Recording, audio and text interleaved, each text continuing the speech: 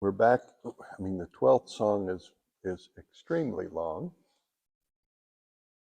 And so maybe I'll just start over again with it, and because it's very rich. And we'll work through this again. But we got about not even halfway the last time. Everything is saturated with you alone. Why? When this is the case, O Lord, do you not reveal yourself even now?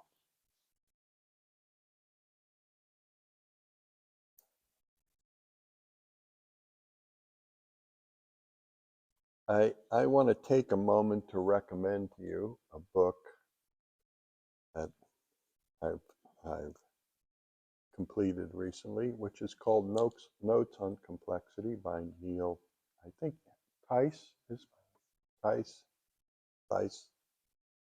And he's a very important cellular biologist. And it's a really interesting book because his focus has shifted to complex biological systems, complex cellular systems. And this is a pretty short book, only less than 100 pages. And in it, he reviews Buddhism, Vedanta, and Kashmir Shaivism. And he's going to argue, I mean, he reviews the field of quantum physics historically. He also accesses his Gödel, Neumann, and Turing, who are mathematicians. And he arrives at a position, the position that he takes is that everything is fundamental awareness, and out of fundamental awareness, due to the miracle of emergent properties within systems, brains transduce awareness into experience. And very much, he doesn't go into the question of turbulence, which is a very significant question in the field of physics and chemistry and chaos. Chaos and turbulence are pretty much the same thing. But it is an interesting book that can help you bridge the gap between the deeply intuitive positions of Indian spirituality and Indian religion even.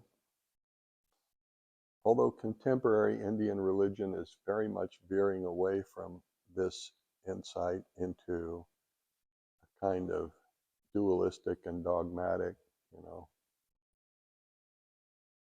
neo-Christian format. It's amazing to me how much, the contemporary Hindu religion is transforming itself into a format that its competitors have been espousing for centuries, and that the fundamental beauty in what's called the Sanatana Dharma is that it has,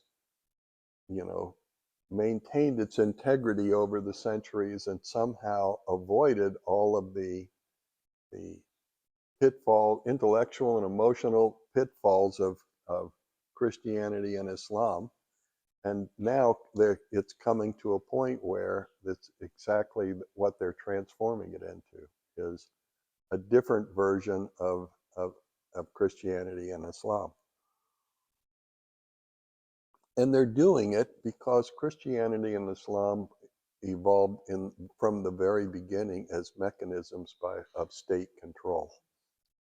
So instead of mechanisms by which human beings can begin to appreciate the world they live in and their place in the world they live in and the source of the world they live in, and of course its end.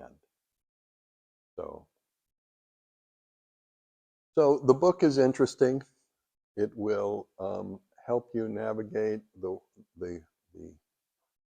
worlds of physics and chemistry and spirituality. And the guy comes to a place at the end of it where he's basically, developing a model that integrates, the intuition, the extraordinarily deep and refined intuition of Indian traditions, especially Shaivism. Kashmir Shaivism, gets a big nod in there. And so anyway, it's a reasonable, in addition to our library of books that I recommend. And in it, the reason I mention it early in this is because everything is saturated with you alone. There's a beautiful line which informs us that it is consciousness itself appreciating itself that gives rise to the impulse, the spanda impulse that captures its own attention and draws from that attention, increasing, what is the right word? Increasing velocity within that impulse to compose itself and express itself as experience. And to say everything is saturated with you alone is to provoke for me the metaphor of the fish in the ocean. Because the fish is in the ocean, it doesn't see the ocean. Because the fish is in fact a manifestation of the livingness of the ocean. Everything out there in the ocean is a manifestation of the life, the livingness of the ocean. For it to even exist, the ocean is a priori. It's the same with us. We don't see the ocean we live in, but we certainly don't see, the background of all of our thoughts and feelings, which is the ocean of awareness itself, from which the entirety of our experience arises. And in the book,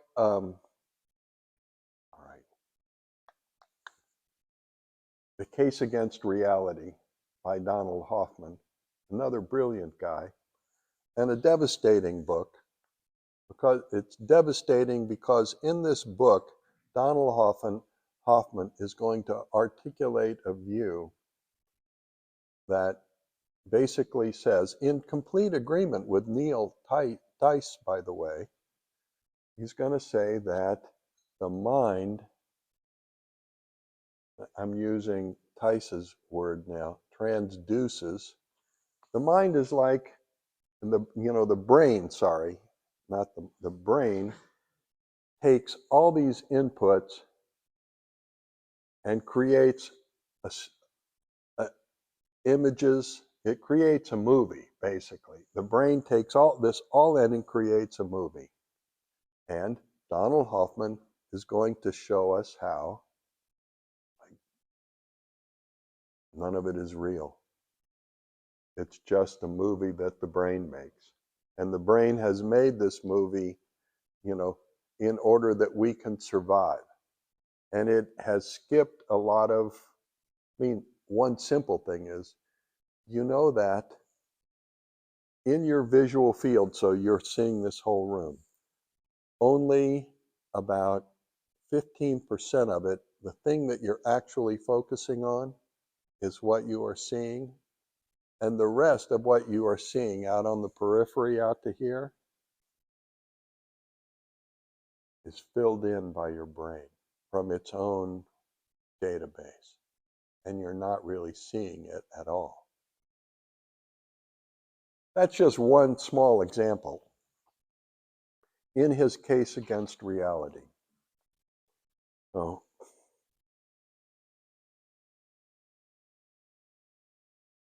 everything is pure awareness, which, experiencing itself, picks up steam and articulates, produces a movie which convinces us we are living someplace and doing something that we actually are not. It's very quite amazing. And that's what Utpaladeva here is constantly singing to. When he says, everything is saturated with you alone. Why, when this is the case, O Lord, do you not reveal yourself even now? But of course, what he's saying is ridiculous, because this ultimate reality is simply self-evident. It is revealing itself, and every sensory fluctuation that is happening on the screen of our own mind is nothing other than the revelation of the Lord Shiva himself, or herself, however you want to think about it. Because, of course, Shiva, being perfect and complete in every way, is transcendent of gender, is both he and she, depending on our perspective, and is self-evident in every fluctuation of every breath.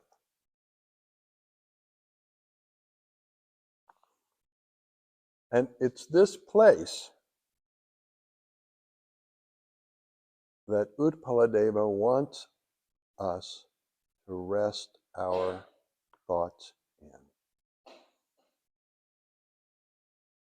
And of course, he keeps bringing this issue up, doesn't he? Why won't you reveal yourself? Why won't you reveal yourself? In most of the poems, he is, well, it depends on our perspective, I guess. He is either deeply yearning for that revelation, or he's whining about it, one way or another. Why won't you reveal yourself? But and I sort of come to that position now that he's whining because it's ridiculous. And he knows it's ridiculous. He's fucking with us, actually. Because we're the whiners in the group.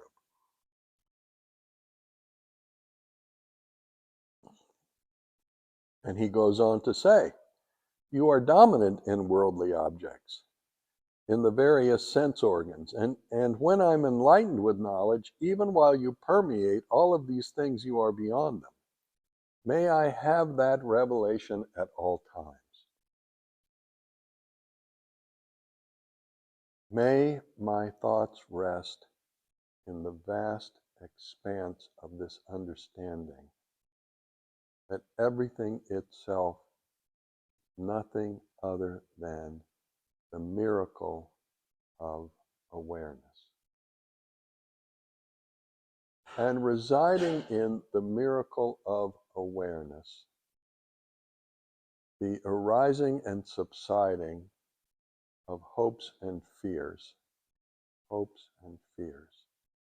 becomes experienced a bit like the range of flavors that are expressed in, one of Kari's and Teresa's magnificent Indian meals.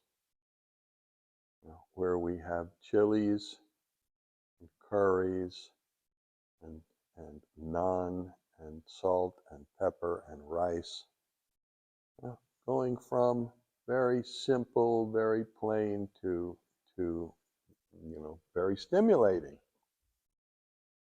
All of this is no other than the vibrancy within the field of awareness itself.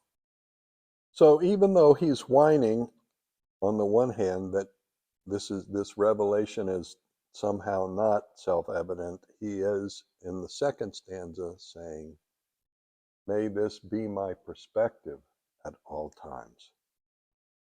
Those who proceed on the path of beholding you are fortunate to have your blessing. How can they be reborn, and how can they be known by anyone? They are meaning there's no issue about rebirth. It's over. Because seeing the world as it really is, seeing it as it really is, who's going to come back here?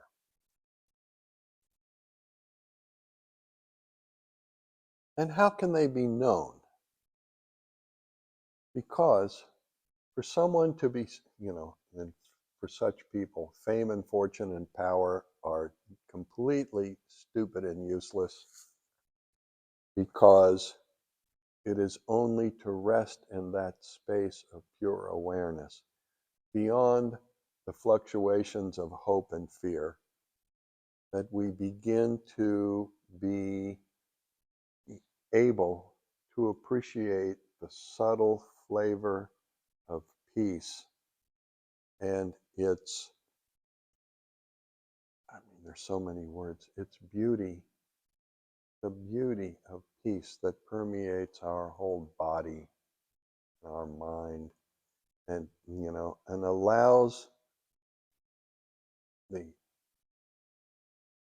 enduring realization of our fundamental ground, even as it integrates our biology into an ever expanding space.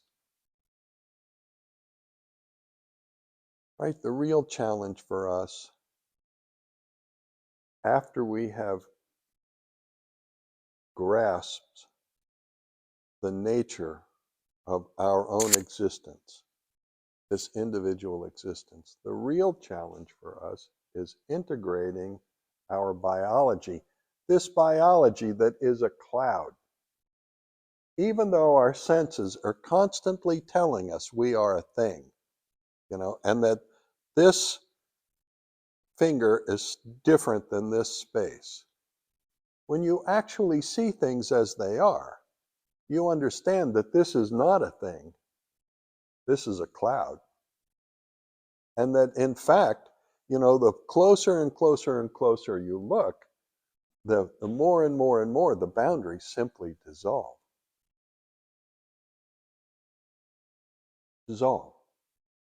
And, as we look at those boundaries and we experience their dissolution, we appreciate our own cloud nature, and that makes it ever so much more difficult for our egos to cling to anything, especially the utterly superficial and stupid accomplishments that this delusion that is the world presents to our senses.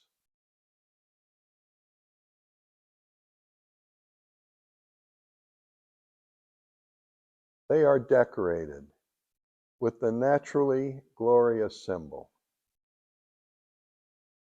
I think that's the 3 lines across the forehead with that are made with ash from a cremation.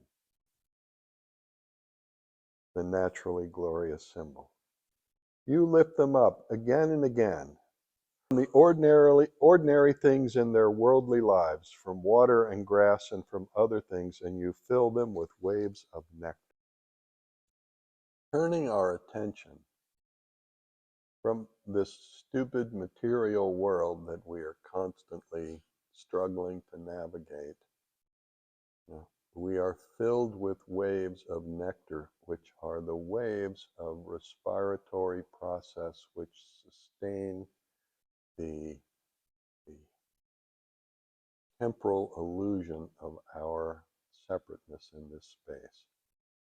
And yet, that very power that sustains this illusion, is the power by which it is dissolved. Because shifting from our awareness from the effects of this respiratory process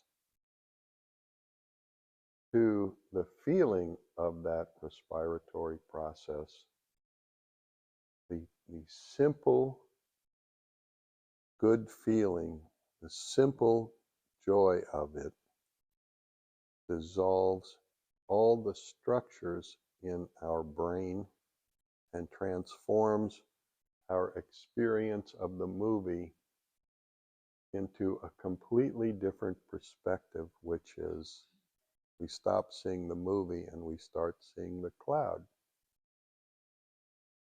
And as we see the cloud, we can appreciate the constant process of integration of this cloud into space, of this biology into space, and the constant restructuring of space into biology.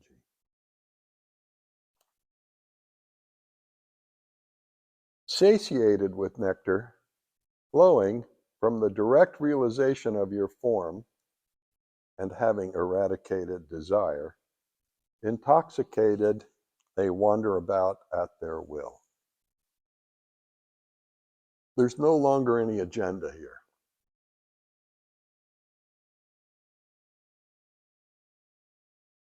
Satiated with nectar, there is nothing other to be done. There's no particular place to be. There's no agenda whatsoever. There is only the awareness of the bliss of respiratory process, the simple good feeling that is both the source of and the source and the end of our experience of our individual self. Neither then nor always, nor even once, where no perception of time exists, that very thing is your realization, and it can neither be called eternal or anything else. And here he's saying that once satiated with nectar, experiencing the dissolution of desire, the experience of that respiratory process elevates our awareness beyond the fluctuations even of time. Because breath, or we call it respiratory process, but breath and time are one and the same thing. Time is respiratory process.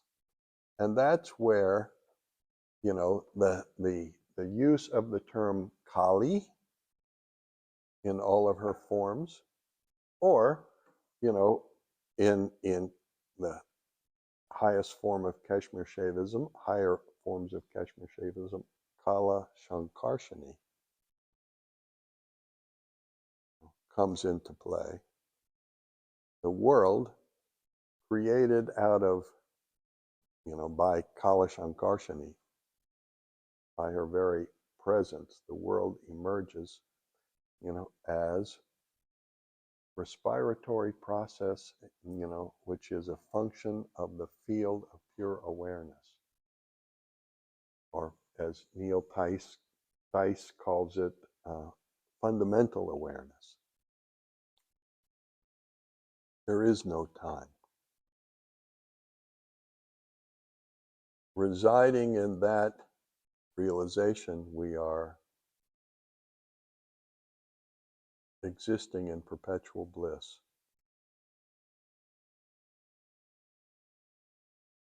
With my heart pining for your vision, may I only attain this much power through yoga, that merely by wishing it, I gain entrance into the innermost sanctuary to perform your worship. By merely wishing it, my heart opens, and the bliss that is the fundamental awareness, ground of being, state of Lord Shiva himself, may I gain entrance into that state in which, by merely connecting to it, I am performing the ultimate worship. Because worship means to give something your undivided attention. That's what it means. May I gain entrance into the innermost sanctuary to perform your worship. And, while that's like a loaded term in our culture, this is really so simple. To simply open our hearts and be present in the space of our open heart, feeling abundantly the feeling of our open heart, is the supreme act of worship.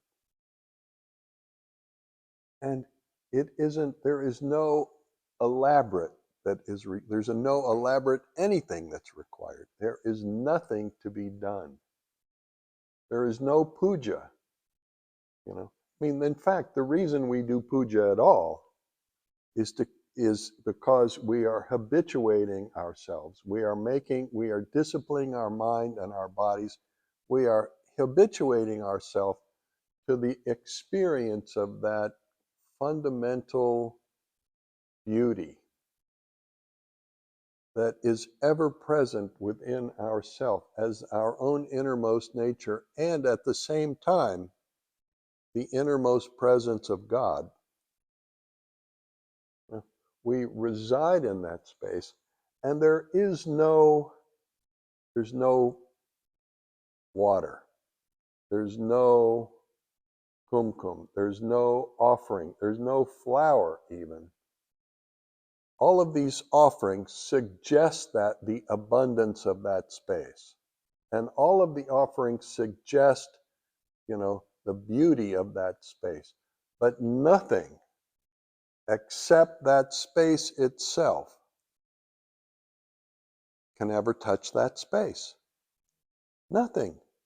And so, heap mountains of offerings anywhere you want. Pour gallons of liquor everywhere if you want. That's wonderful. It's better than killing your neighbors.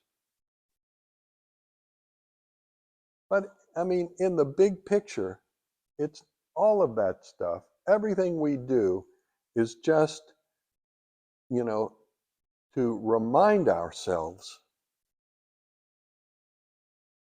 of the extraordinary abundance and beauty that is ever present within us. And that worship is not about anything outside. Worship, as we are discussing it here, is simply the awareness of that joy, and that's it. And nothing else is necessary. In fact, this revelation that Utpaladeva is singing to is a revelation that strips away all the bullshit. It is stripping away all the bullshit, stripping. It's stripping away all of our bullshit, which is abundant in itself, to connect us to the simplest and most beautiful place of our own existence. And in that simple, beautiful place, to dissolve the boundaries, to dissolve the fear, to dissolve the hope, to dissolve everything into the beauty of simply being.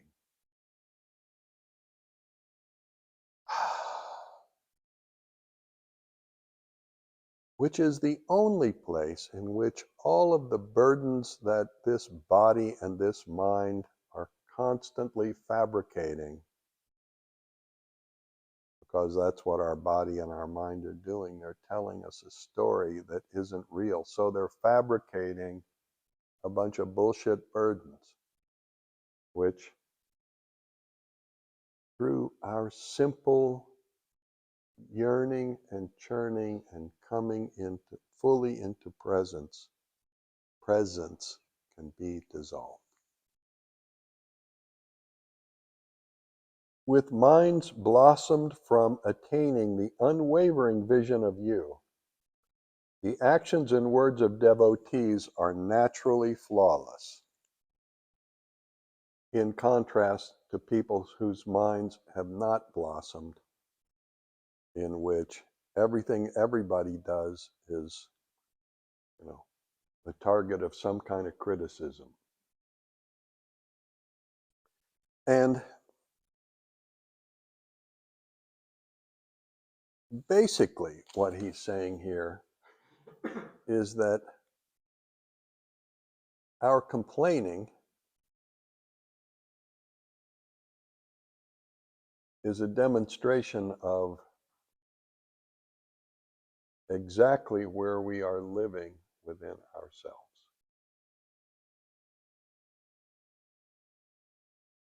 With minds blossomed, that's a beautiful phrase, from attaining an unwavering vision of you, the actions and words of devotees are naturally flawless. O Lord, may my permanent abode be at your feet, and may I be fearless. Whatever my station in the world, may I worship you with actions unrestricted. With actions unrestricted. In a way, this line recalls to me, of course, actions unrestricted recalls the phrase crazy wisdom. It also brings to mind the dance of the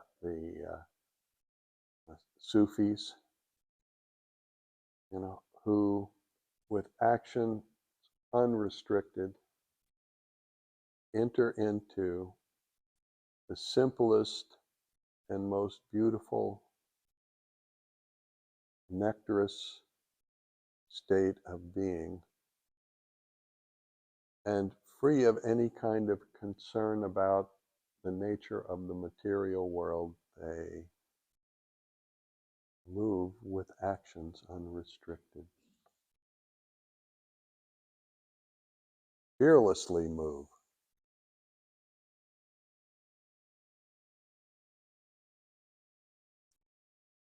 Having completely entered your feet, and having lost all desire,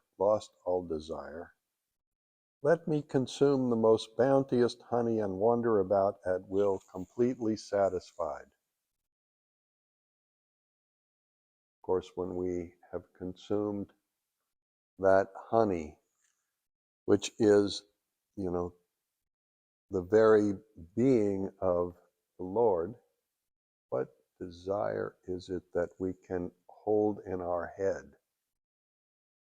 Because it is that honey that he's speaking of, that nectar, which is the source of desire in the first place. That's what we are all searching for in any of the in any and all of the activities that we undertake. The true target of desire is nectar. And even though that desire is, compels us constantly to look elsewhere, to look over there and over there and over here and someplace,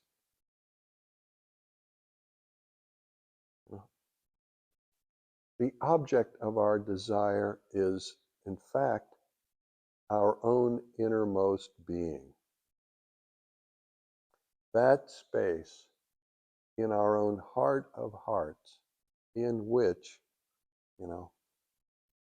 connecting to it, we become an expression of complete and perfect worship of the Lord. And there is no other. In that space, there is no other. And then it's not even exactly that we wander about at will. I mean, wander where? And when? And wonder how? We simply are. And very much like, a leaf blown in the wind or floating on the surface of the Rogue River, we are carried by the flow.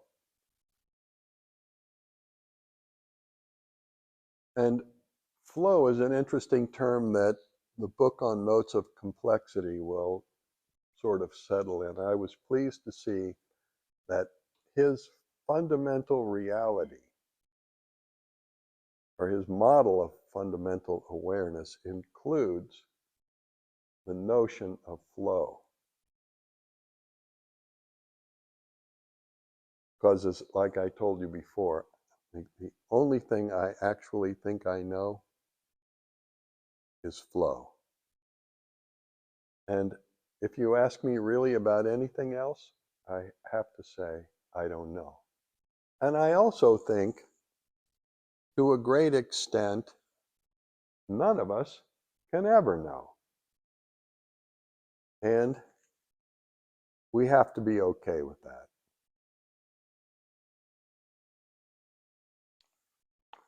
And some people will say, that Chris's field has been really dominantly focused not on the inadequate theoretical underpinnings of the field which Chris's work is hoping to reconsider, but rather on rapid, technological development from, the work. But the thing about this technological matrix or structure that is being created out of our understanding of, the fundamental reality of our space, those structures are unsustainable. And they will prove in time to be unsustainable, and the whole effort itself will prove to be destructive to, to our species and to the endurance of our species in this planetary space. Wait and see. But wander about. Well, yes and no. Because liberated from the notion of desire and time, we can only say wander about from the perspective of an observer, which is a perspective that we have, hopefully transcended. Even for him, whose thought of worshiping you arises hypocritically, inevitably he acquires an appropriate closeness. That's also a complicated passage, isn't it? Because appropriate closeness could possibly be not close at all. He might, that phrase might be hypocritical worshipers,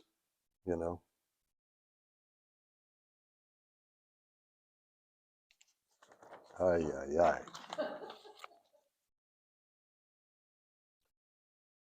O Lord, indifferent to everything else, with only one delight in my heart, shall I ever drink enough of the Lord, who is easily accessible and who is all-calming?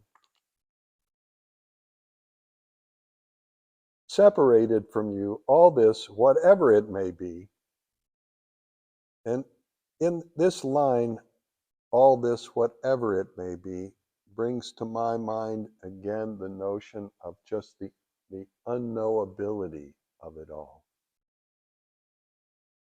And the need at a certain point, after you have pursued, after you've worked and you've accumulated and you've digested and you've understood, the need to stop thinking about it and just rest in it. Because there is so much that is unnecessary to know after you know your root source. It's unnecessary.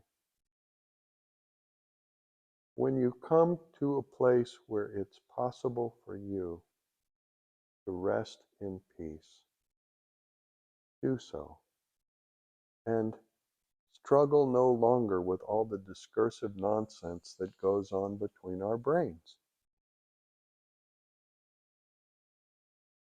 All this separated from you, all this, whatever it may be, should be rejected. This is a curious addition to this phrase because rejected, in my mind, provokes the notion of a duality. And so if it were me writing this phrase, I would say should be transcended. We should, in understanding this, but I guess he's saying when you're in a dualistic place, the only thing you have available to you is to reject all this bullshit, which is fine. And everything consisting of you should be accepted, and of course that's everything. But it can only be appreciated, all of this illusion and delusion can only be appreciated from a perspective of transcendence in which we understand it to be exactly what it is. Otherwise, being in duality, we have only one option, which is to struggle. Everything consisting of you should be accepted. This, in short, is the essence of all spiritual wisdom. The objective world moving about within you is to be adored. So then outside of you, and here he's referring to the Lord when he says this, the objective world is within the being of God. All of this is God, within God. Everything is God. And it's to be adored. So then outside you, O Lord, how can non-existence be conceived of, much less adored?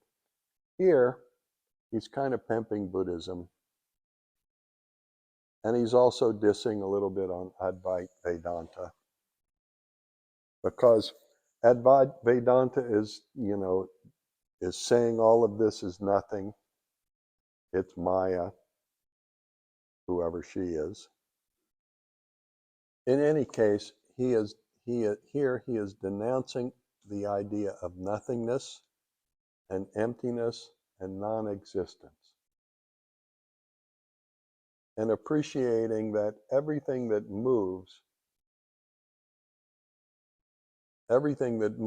upon which, and motion is what life is dependent on, everything that moves is nothing other than the breath of life, the goddess herself. The vibrancy of pure awareness.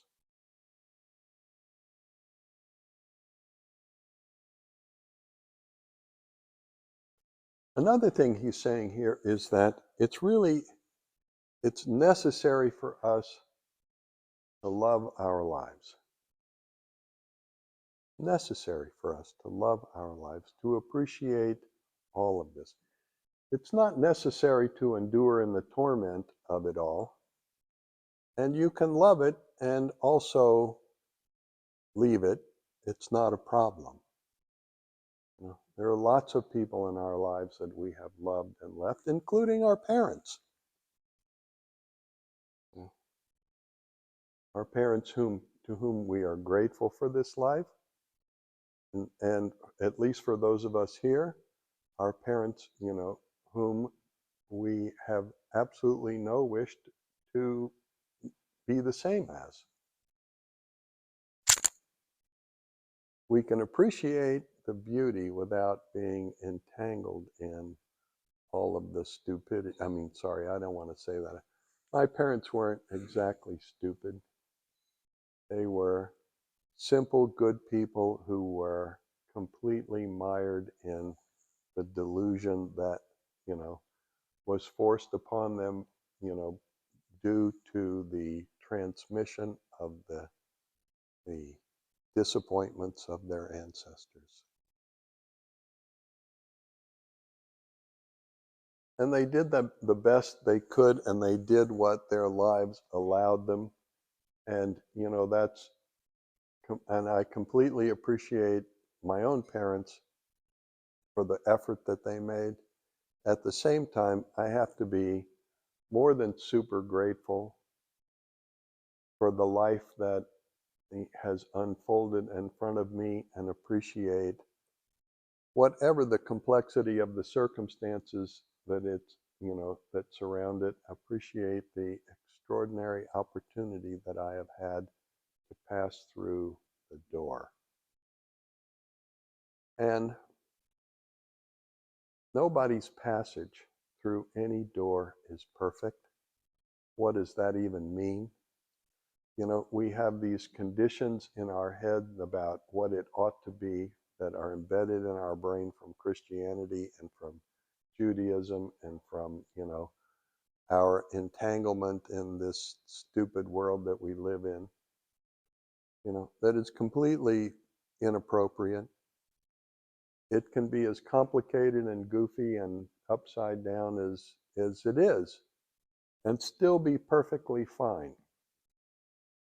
And when we are freed from that, you know, all of those judgmental traps that are present in our head, and we have transitioned from that to the sweetness and the spaciousness of our own open hearts, we can be completely grateful for everything that has happened. And at whatever moment we choose, we can, you know, simply step away from all of the craziness to reside, you know, forever, reside in a space beyond time, in that perfect bliss.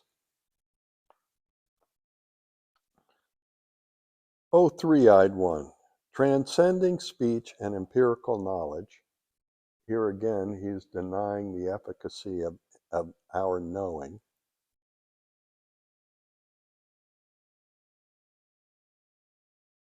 Let me, without obstacles, all obstacles are in our own brain. Let me, without obstacles, behold only you, Lord, everywhere, all the time, even when emotionally agitated.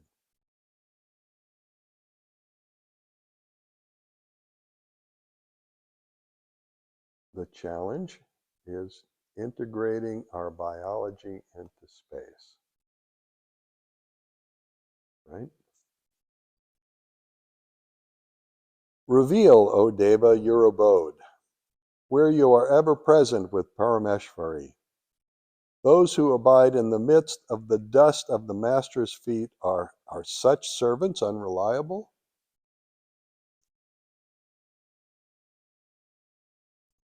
The dust of the Master's feet is this world. That's this world.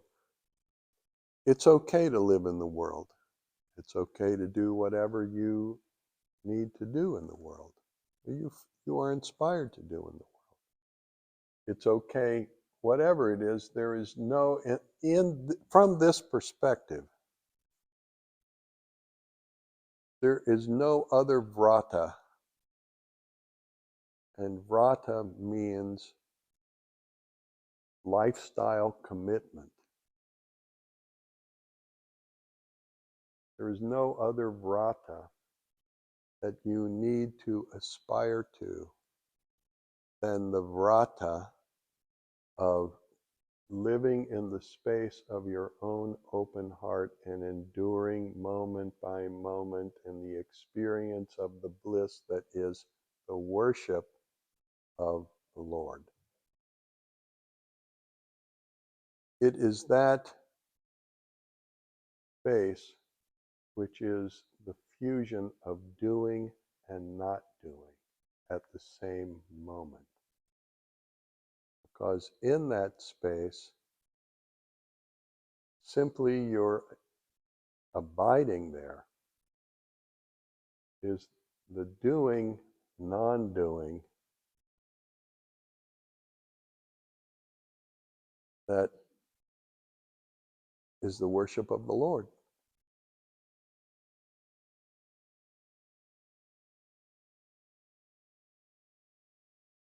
And ever increasingly, I think ever increasingly as we live,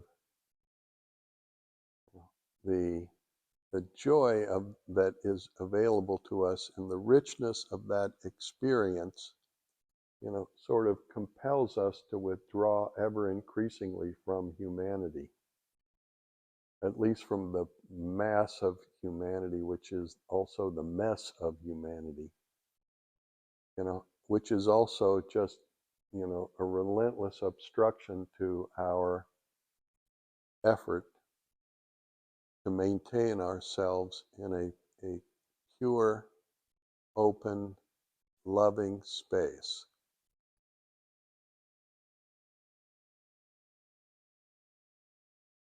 And even the idea of loving, that, loving is an interesting thing, because loving is a doing and a not doing. If you really look at the effort, in the process of loving and being loved, it is a doing, not doing, which is never done, but rather it is discovered and cultivated. We love who we love. And discovering that and fully immersing ourselves in it, we begin to see the avenues of connectedness and the loving that is available to us, that actually is not just on a one-on-one scale, but it's on a cosmic scale. The more refined we become, the closer we become to that innermost sanctuary, the more we appreciate that loving is the very nature of the ultimate reality. Even having come along on the path of seeing you, here he's back to whining again. Why, my Lord, do you elude your servant? Whine, whine, whine, whine, whine. There's no need to whine, there's only a need to take a breath. Every time the thought arises of some pain or some separation, we only need to take a breath. And if we fully engage in that experience of breath, it's impossible to be whining anymore, because we have just taken in the Lord and we have just released the Lord. We are observing, participating in the process through which a flow process through which we are fully integrated into the entire, field of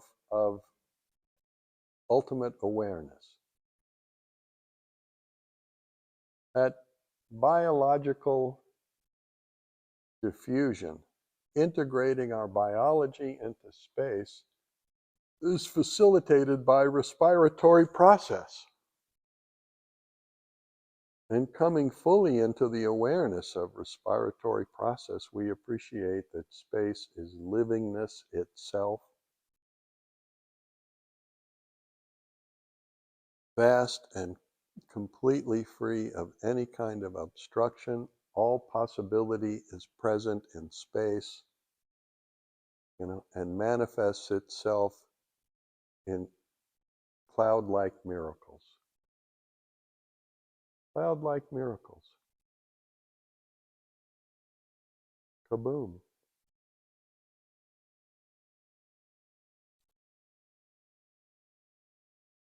Because it is timeless. Because it's timeless. These cloud-like miracles are talked about by Longchenpa, who is a Tibetan. Longchenpa is a Tibetan non-dualist, and I'm kind of just bringing this up to contrast with Utpaladeva in a way.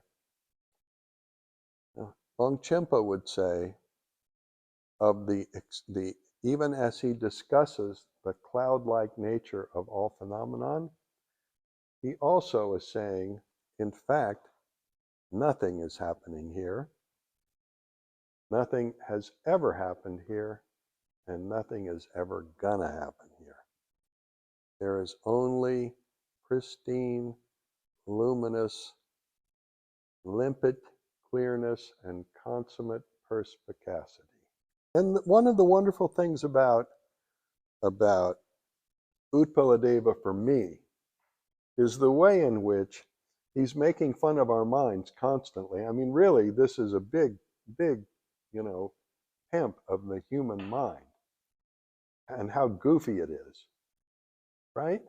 Because we are present in this timeless, pure experience of nectar or beauty. I mean, there are lots of words we could use here, but anyway, this timeless presence that feels divine. It is beyond all of our intellectual manipulation, and it's also beyond all of our emotional tumult. To be or not to be, that is the question. It is beyond that. It is pure deliciousness, which most people never even have access to. Most people may get one drop of delicious in themselves in their entire life, and it happens so briefly that they forget it and just go on. Oh yeah, that was amazing. Now, I'm off to the Burger King. I've got places to go and things to do. I've got stuff to get. I can't bother with that deliciousness. And yet, in that deliciousness, in that moment, it's the secret of life itself. So, Longchenpa's perspective and Utpaladeva's perspective are not different. But because Utpaladeva is grounded in the Krama, and he is trying to constantly integrate the experience of his individual self and his thought processes and the flows of thought process that are arising within him. He's seeing that too as the nature, as natural to the ultimate reality. He never wants to be in the position of denying it, because that denial becomes kind of a basis for crypto-dualism that he is challenging Buddhism and challenging Vedanta about. And so, but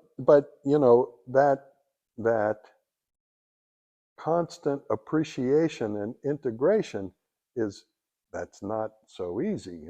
It's easier to fall into the position of this is good and that's not good, and this is the real thing and that's not the real thing. And so, and you don't have to fall into that position reading Longchenpa.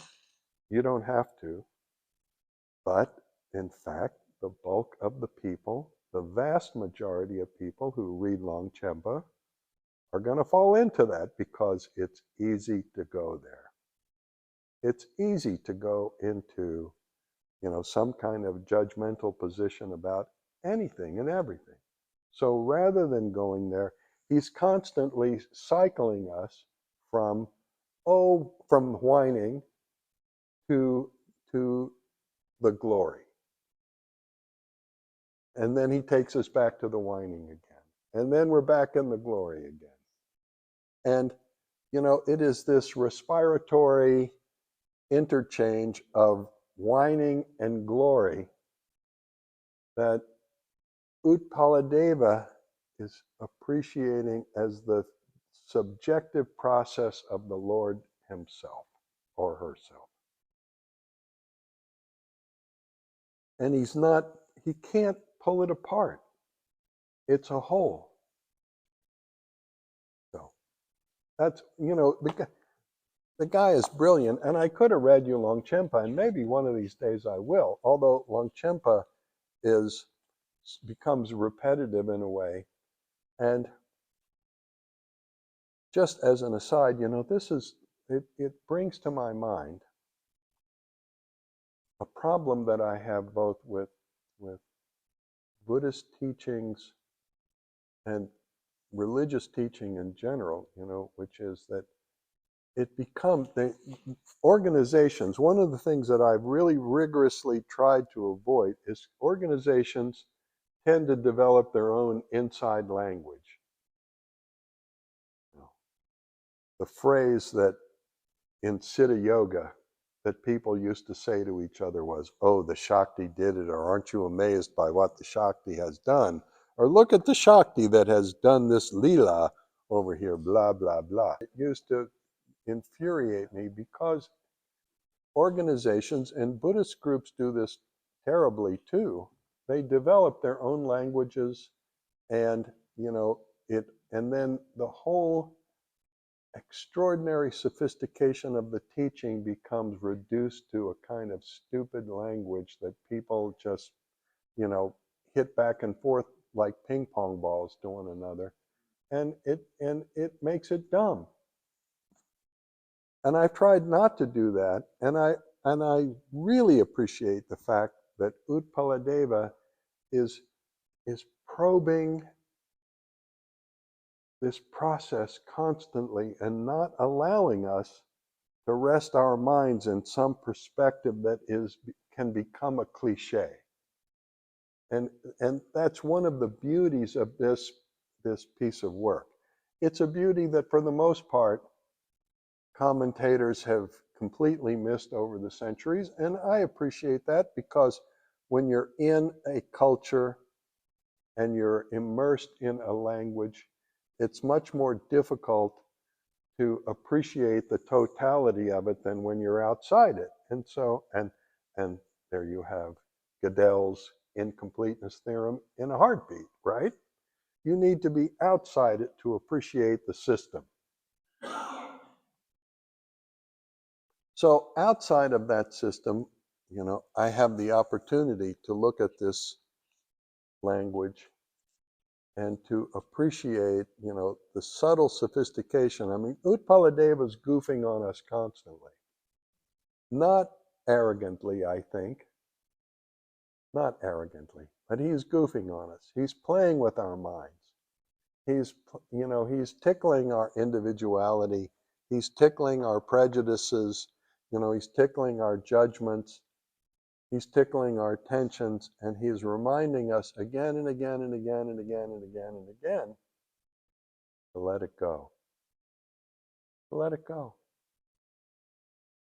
Because early on in this, he told us it is letting it go again and again and again and again and again that inculcates in us the awareness at a very deep level of the power of that sweetness within ourselves and its capacity to reveal to us dimensions of the realm of experience that we would, that I call unimaginable possibility. For what creature here on earth do you not present yourself for a moment? None. inundated with the pure, endless, flowing stream of nectar, of the supreme knowledge that all is one, inundated with the pure, endless, flowing stream of nectar of supreme knowledge that all is one, when, O Lord, shall I realize absolute identification between you and my physical form and attain never-ending bliss? Well, that's just exactly what we've been talking about. Integrating our biology with space. Understanding that we are not a thing, we are a process. Understanding that the cloud-like nature of this body-mind phenomenon, cloud-like nature. And being okay with that and being happy because of it. We are endlessly integrating this cloud-like biology in space. And for that, our mind is grounded in the activity of contact, alignment, and flow. So that I may become your worshiper, let me attain just the smallest share of the essence of that insight into how the world becomes bound up in misery. Without contact, alignment, and flow, there is stagnation, constipation, and bullshit. Every moment,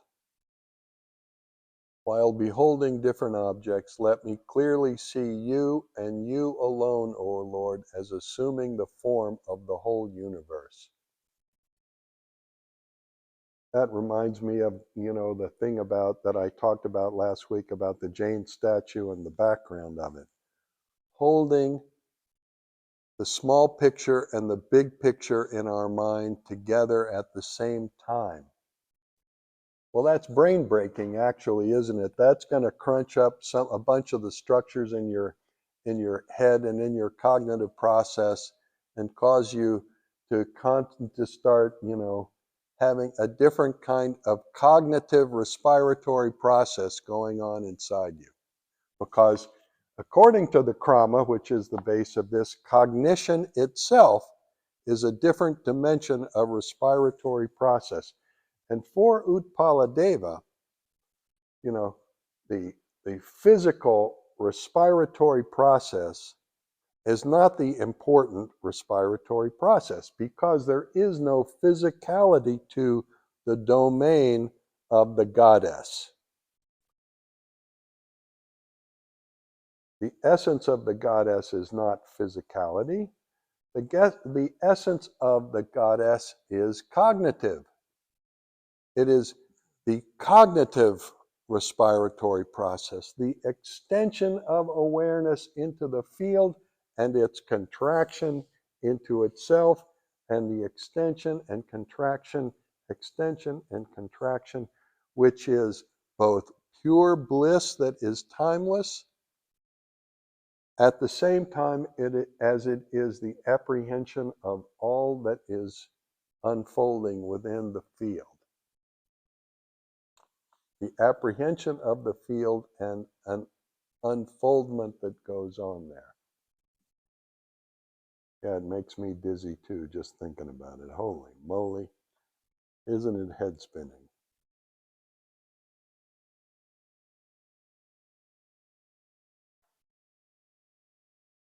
Let me clearly see you and you alone, O Lord, as assuming the form of the whole universe. We are in God, and God is within us. And we practice and we live the life we live in order to constantly maintain ourselves in alignment with that abundance which is the ultimate reality. So even though you will say to yourself, I need money in this life, and I need this thing in this life, and I need that thing in this life, and you say that, understand that everything that you need, whatever its form, resides already within you. And it is through the practice of contact, alignment, and flow that whatever it is that you need will manifest within the field of your experience from the depth of your own heart and soul. And even though there are some people who will have everything manifest in the field, the one thing they will not have manifest in the field because of their disconnectedness is the satisfaction from the experience of what they have. All this, do whatever. Live whatever life you want to live. Do whatever. Fine. Chase whatever you want to chase. Some of it will happen. So you'll get some of what you're chasing. Most of it you won't. But in contact, alignment, and flow, it will still be a miracle, whatever it is, and you will be satisfied by it. Why does my mind not view the various objects of my desire as different from the limbs of your body? This is what I'm just saying to you just now. And in so doing, it would not lose its nature, and my highest desire would also be realized. Understand that whatever you want, and especially whatever you want that is appropriate to your own unfoldment, is present completely within you each and every moment. And it is through contact, alignment, and flow that it is realized. Hundreds of these, and hundreds indeed, are those, O Lord, who through your inspiration, while living the lives of average people, perceive just through these very eyes your form ever before them. Do what you want to do, but remember. And don't get lost in the doing. And don't get lost in the struggle of doing.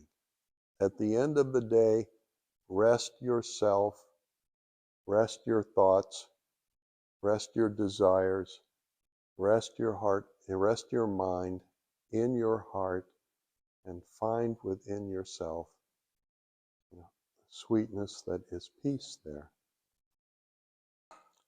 Not a thought arises that does not constitute your will. All acts, favorable and otherwise, are always performed by the Lord himself. Thus, abiding in you, I wander through the world.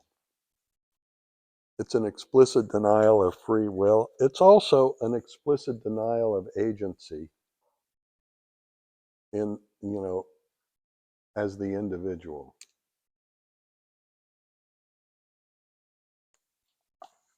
We do nothing. Everything is done by, depending on your perspective, done by the goddess, done by the Lord.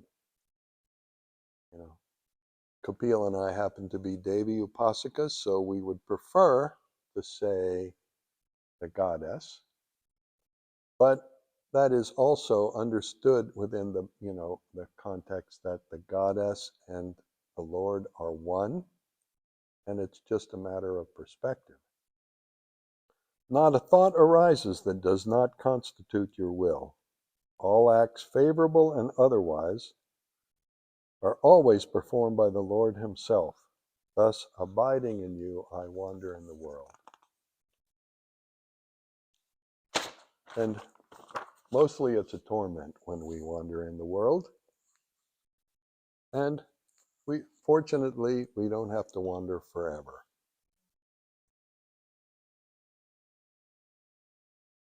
Thus, abiding in you, I wander in the world with nothing to frustrate the festival of the worship of your spotless feet.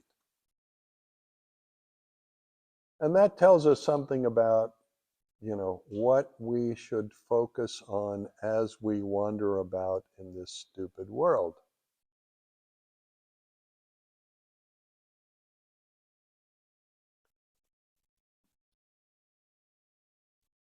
for them, and it gets confusing. I think, for men mostly think we're here to do some mission. Men want to do some work, Women, for the most part, want to have babies. So here we are, we kind of missed both of those boats. And yet,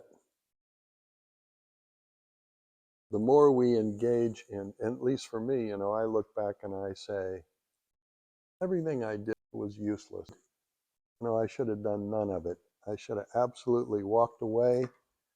The minute the opportunity arose, and that would have been the minute Rudy died, I should have completely walked away and gone into the woods and dissolved myself into, that ultimate bliss. Somehow, consumed by the fervor of maybe 1968 or 69, I don't know, and my Catholic upbringing, I thought, I'm here in the world to make a difference and to do good, and I found something that can help humanity, and I should do it. And so I did it. And I'm using that insight as a sort of perspective on this current moment. And the need intrinsic to all of us to liberate ourselves from the stupidity of the world. Let even my various worldly concerns always appear to me thus, as part of you, and therefore not worthy in and of themselves.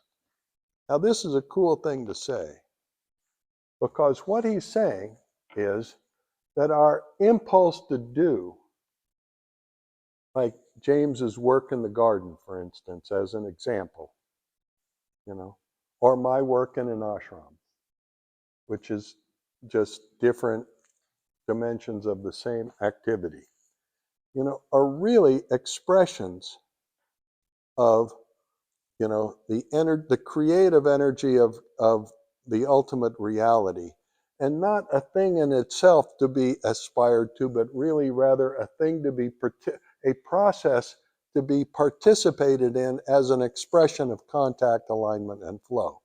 And so that means that takes any of our worldly aspirations and transforms them into a part of our sadhana, which is profound.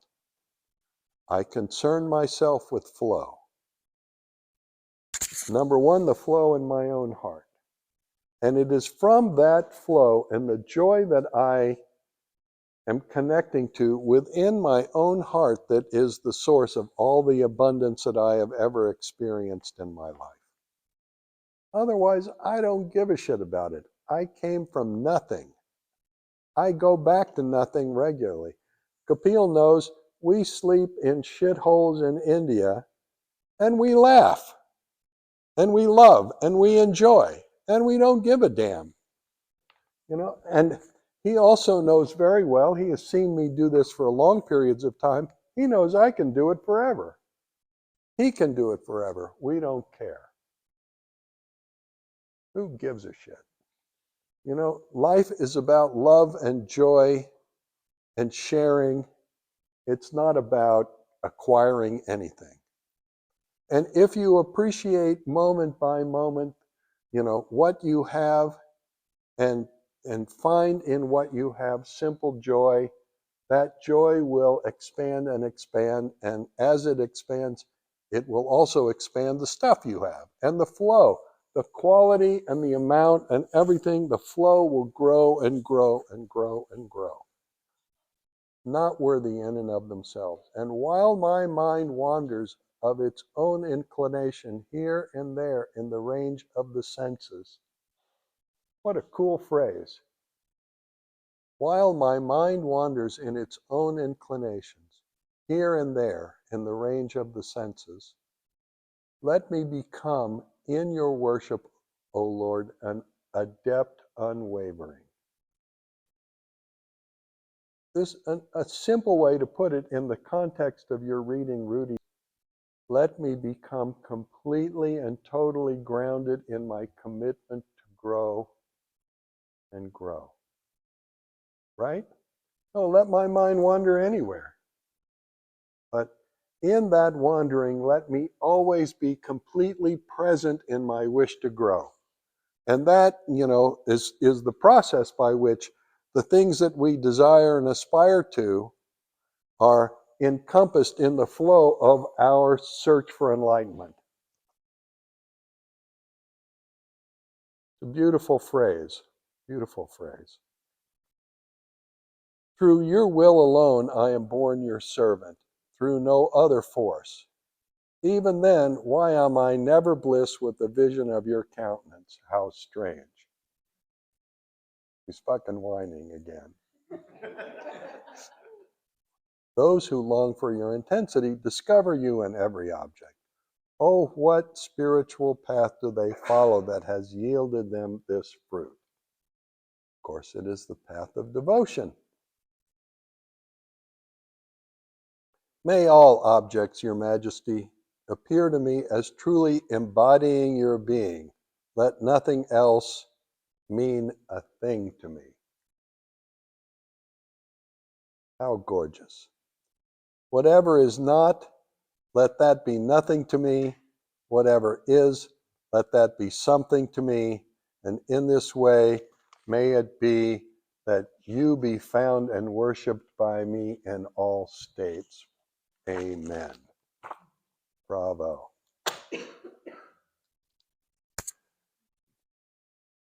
Okay, we ran over today, which is nice for me. I hope it's nice for you. And mwah.